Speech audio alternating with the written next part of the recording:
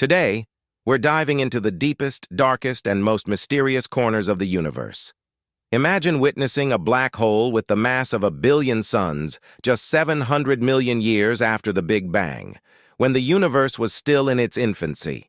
The rapid growth of these black holes has left scientists utterly perplexed.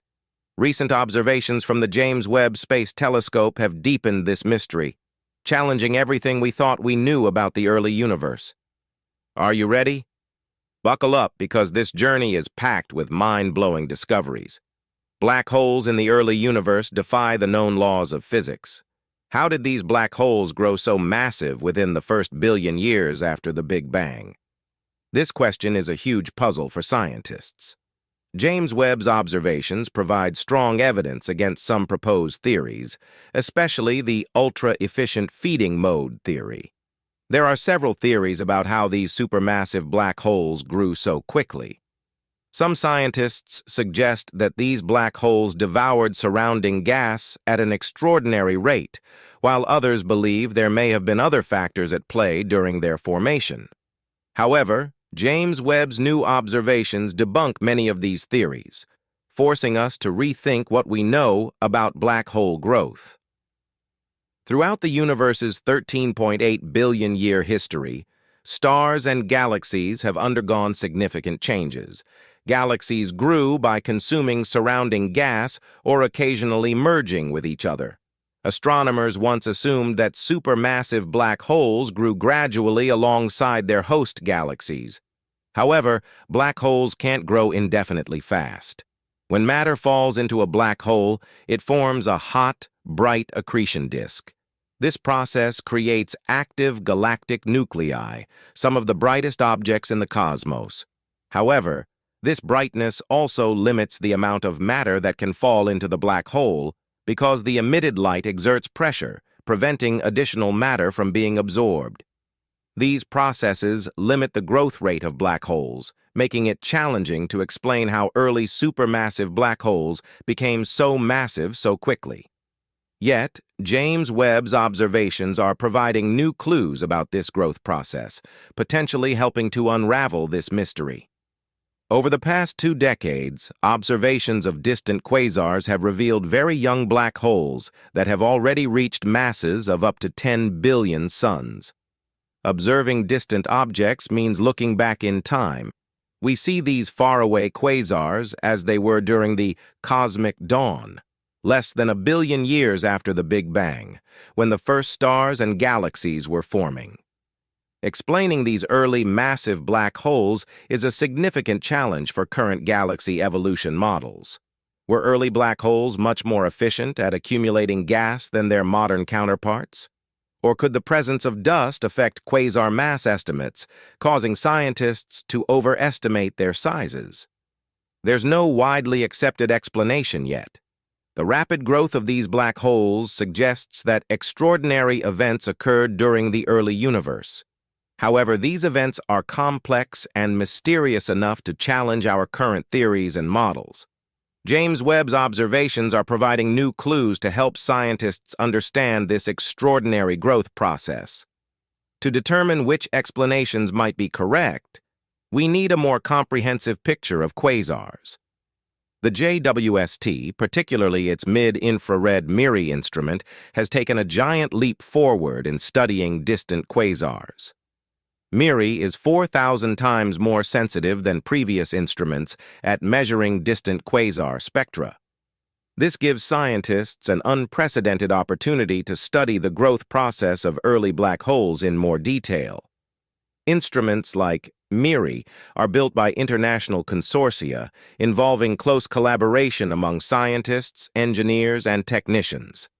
Naturally, these consortia are very interested in testing whether their instruments perform as planned. In return for building the instruments, consortia typically receive a certain amount of observation time. In 2019, years before the JWST launched, the MIRI European Consortium decided to use some of this time to observe what was then the most distant known quasar, an object designated J120+0641. Such observations give scientists a better understanding of how early black holes grew. These observations provide new clues about the growth process of these black holes and allow for the development of new theories to explain this growth. Dr. Sarah Bosman, a postdoctoral researcher at the Max Planck Institute for Astronomy, MPIA, was tasked with analyzing these observations. MPIA contributed several key internal components to the MIRI instrument. Bosman joined the MIRI collaboration to bring her expertise in studying the early universe, particularly the first supermassive black holes. The observations were conducted in January 2023 during JWST's first observation cycle and lasted about 2.5 hours. This marked the first mid-infrared study of a quasar from the cosmic dawn period just 770 million years after the Big Bang, redshift Zeta 7. The information comes not from an image, but from a spectrum, which breaks down the object's light into components at different wavelengths. These observations provide new insights into the growth process of early black holes. Spectral analysis helps us understand the properties of the gas and dust surrounding these black holes, offering new clues about how they grew so rapidly. The overall shape of the mid-infrared spectrum, continuum, encodes the properties of a large torus of dust surrounding the accretion disk in typical quasars. This torus helps funnel matter onto the accretion disk, feeding the black hole. For those hoping for a rapid early growth theory, the bad news is, this early quasar's torus and feeding mechanism appear the same as those of its modern counterparts.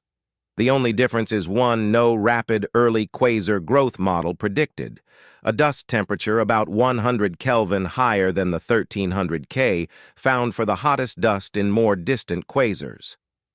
The shorter wavelength part of the spectrum, dominated by emissions from the accretion disk itself, shows that the quasar's light is not dimmed by more than usual dust for us as distant observers. Arguments that early black hole masses might be overestimated due to additional dust are also not supported. These observations help us better understand the properties of the dust and gas surrounding these black holes and provide new clues to explain their rapid growth. The quasar's broadline region, where gas clumps orbit the black hole at near-light speeds, allows deductions about the black hole's mass and the density and ionization of the surrounding matter. This region also appears normal. In almost all properties deduced from the spectrum, J1 20-0641 is no different from quasars at later times. Overall, the new observations only add to the mystery. Early quasars were shockingly normal. No matter in which wavelengths we observe them, quasars are nearly identical across all epochs of the universe, says Bosman.